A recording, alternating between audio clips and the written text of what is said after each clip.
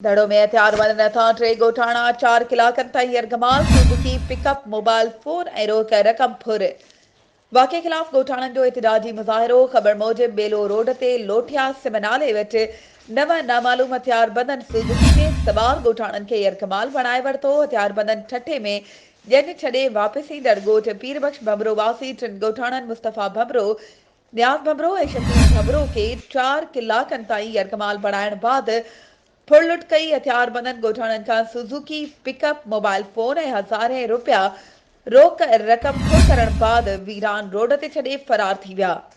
फुर वाक़े ख़िलाफ़ गोठाणनि पारां अकबर भमरो, मुस्तफ़ा भमरो ऐं ॿियनि जी अॻवाणी में पिन्यारी पुल चौक ते एहतिजाजी मुज़ाहिरो करे नारेबाज़ी कई वई।